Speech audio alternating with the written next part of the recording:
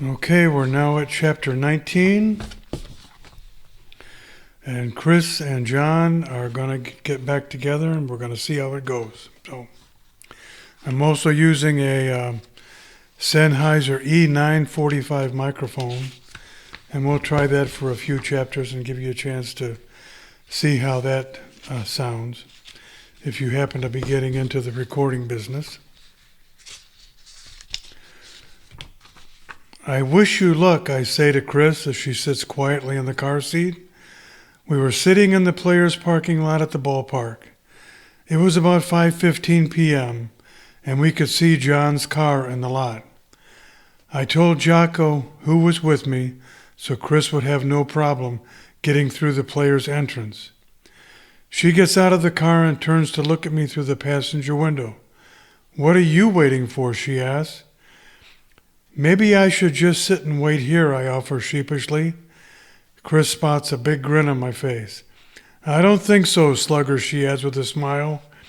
"If I need a ride to the morgue, you can help carry the body out, unless it's your body, and then I'll help the players carry you out." "Very funny," I add. "Now you're a comedian." "Yes," I said, very nervous comedian. "Come on in, let's go," she adds. We make our way up the corridor leading into the players' lounge before the locker room. As we get there, I see Beth Mason standing there almost like she was waiting for us. She tells us Dave called her and told her what was going on. She gave Chris a warm hug and reaffirmed that she and Jon were just friends, nothing more, and that Beth was so glad she decided to come. She told us to wait here and she would go get Jon, just telling him somebody was here to see him. She left and went into the locker room, and she didn't embarrass everyone or not. I guess everyone was dressed, as not a major noise came out from behind the doors. We waited a few minutes and heard steps coming toward the double doors. Jon comes through. Chris is sitting off to the side, and Jon sees me first. He looks at me, and I look at him. I then motion over to the armchair where Chris was sitting. He stands there dumbfounded for a moment. Chris rises from the chair. He stands there like he's frozen. But I can tell he's not in tears, but then I do see tears rolling down his face. Chris smiles at him and rushes over to him and throws her arms around his neck as they embrace and kiss like a sailor just getting off a ship with his best girl waiting for him. They stop as he puts both of his huge hands on the side of her face, wiping the tears still evident as he looks into her eyes. Her eyes are still filled with tears, and they kiss warmly again. I leave them there, as it was clear they did not need any more help from me. Phew, at least not a trip to the morgue. What a relief. When I finally show up for the game, Jon just sits and smiles at me in the locker room. That was a major accomplishment. I guess Jon really was a man of few words. We go on to win our 7th game in a row, 6-4, and the New Bedford Owls make us work a little harder.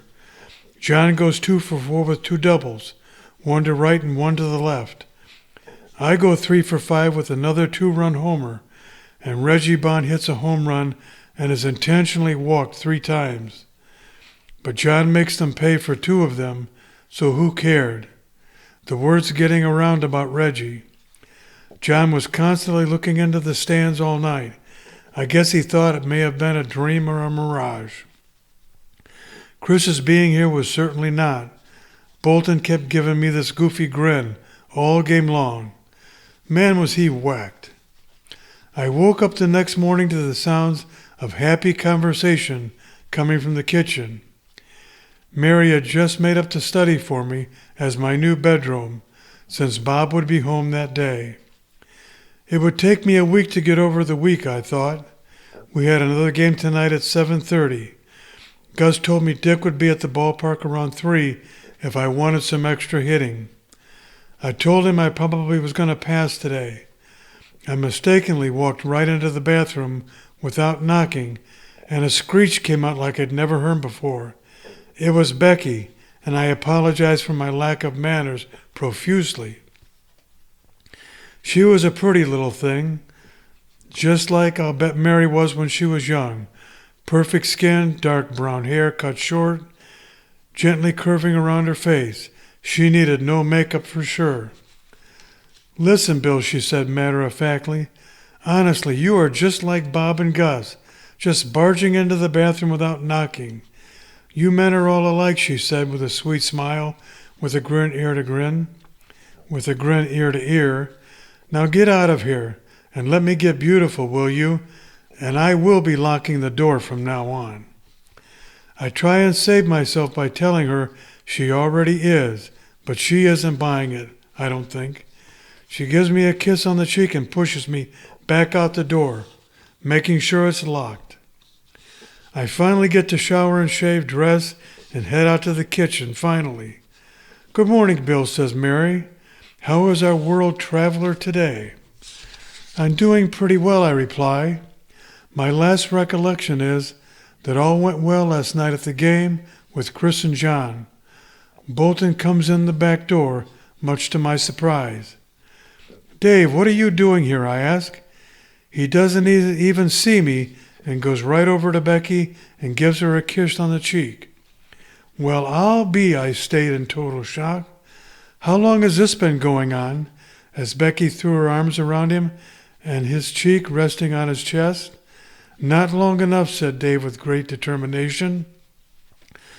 Enough, you two. Sit down and have some breakfast, which Dave does immediately as he takes his place right next to me and jabs my right arm pretty hard. He has a smile as wide as a football field, and he just stole the other team's playbook. What a piece of work, I thought. Becky poured everyone some juice as Mary brought pancakes to the table. Dave, of course, was the first to dig in. Becky came and sat right next to him at the table. Gus just shook his head, but we all knew that he really liked Bolton. They were a lot like Gus Lawler and Dave Bolton. Maybe that was Becky saw in Dave. I realized I was happy for both of them. Becky might just be the thing for Dave, a real grounding influence. Maybe opposites do attract, after all. I told everyone that I had put Chris and Jon up at the Marriott last night, and I had a limo at their disposal for last night and today. But I was drawing the line after that. It was strictly going to be Dutch Street for them from now on. I know I got a decent signing bonus, but enough was enough, and I was going to try and keep some of it.